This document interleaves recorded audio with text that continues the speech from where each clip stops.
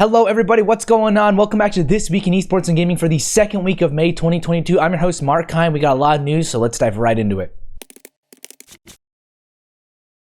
For our first top 3 story, temporary contractors are accusing Nintendo of exploitation. So there's some interesting accusations coming from both current and former contractors with Nintendo. One of them details a customer service employee that had strict time off rules and limited routes to full-time employment, which added stress to the fact that they could be dropped at any moment here because they were a contractor. The same worker also shared that they wanted to attend their grandpa's funeral, but they were told they wouldn't have a job if they went and came back. So that's a little bit concerning in my opinion. Additionally, contractors were frustrated by the 10 or 11 month contracts that were cut short and followed by 2-month breaks to avoid violating labor laws in the various areas that they were in. So while 𝗠𝗿𝗖 has made a statement about this issue, many contractors aren't pleased with his statement as it doesn't really address the issue at its core. And I think this is a case of the grass is always greener, and this really should change. So many people aspire to work at these gaming companies. They view them really highly, which means that they have a huge point of leverage. These gaming companies at least have a huge point of leverage when hiring employees, such as giving them potentially lower pay, worse or no benefits, and having a contractor versus full-time employee status. As a result, some companies take advantage of this. I'm not saying all companies do, but some, and it ends up hurting them in the long term with reputation, or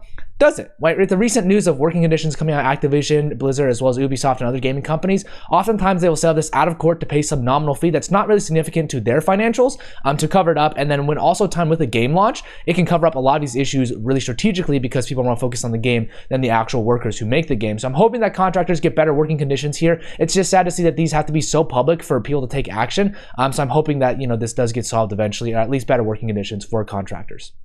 Krafton has reported a massive sales boost on the free-to-play PUBG. The game went free-to-play in January of 2022, and boy, have they seen results. So, sales on the PC were up 61% year over year to $82.3 million, and console sales jumped 274% year over year from the previous year as well. They also said the game nearly tripled its average monthly active users compared to Q4 of 2021, and they also talked about how PUBG Mobile increased revenue 5% year over year, but it's not as important since PUBG Mobile has been solid for quite a while now. So for me, this is a big takeaway here. That is a play made out of desperation that worked in favor of Krafton. So I'm sure their finance and marketing teams saw the dwindling revenue as well as the user base of PUBG, the PC and the console versions, so they had to find a way to get people more engaged in the game. And with that, there are plenty of pros and cons to making a game free to play after so many years with the release. It doesn't actually happen that often, but in this case, Krafton was able to capitalize on the still strong user base and ultimately increase net profit 26% from this time last year. So congrats to Krafton on this very, I would say, ballsy strategic move.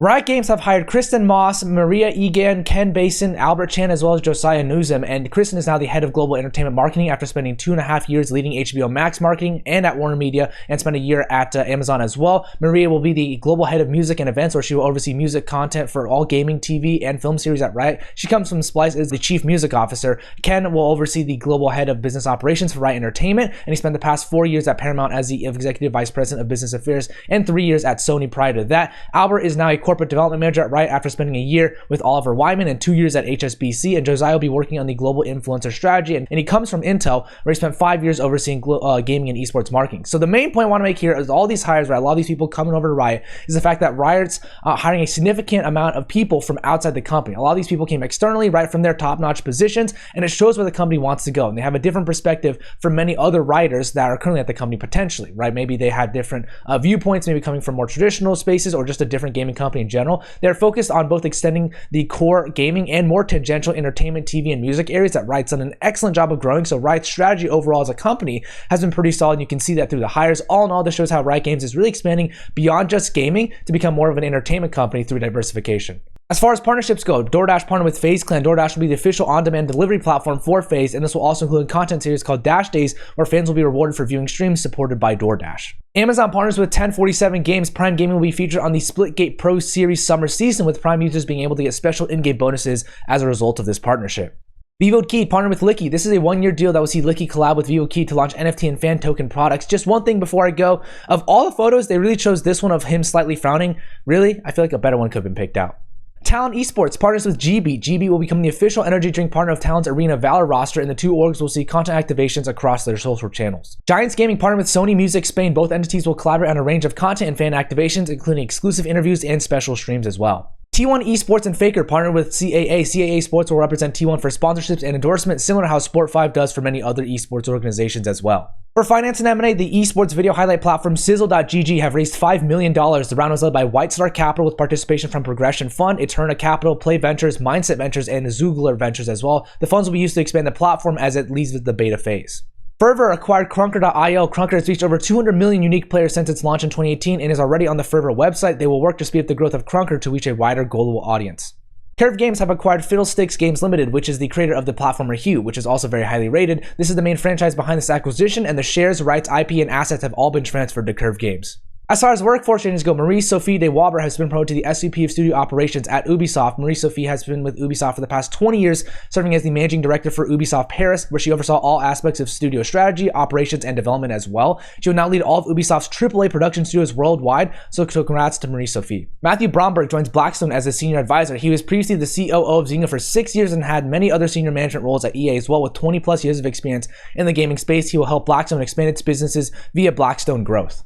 Justin O and Jeremy Myers joined Discord as the Senior Product Marketing Manager and Product Comms Manager as well. Justin has plenty of experience in tech and gaming, first as a Director of Marketing for Yik Yak, and is working on the agency side as well, before moving to Twitch and Pinterest most recently, doing marketing and partnerships. Jeremy, on the other hand, has worked on the agency side, doing marketing and PR with ACC and Fleischman Hillard on their accounts team, and he will now oversee communications related to products on Discord.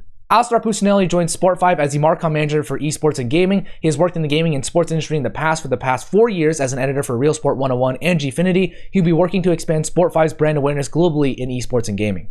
Marty Hess joins Respawn Entertainment as the Senior Brand Manager. He's been working with Respawn on and off since 2018, but will finally be joining the team full-time to lead brand management. He has experience on the agency side with Starcom and has worked at Microsoft as well, doing marketing for various Xbox games.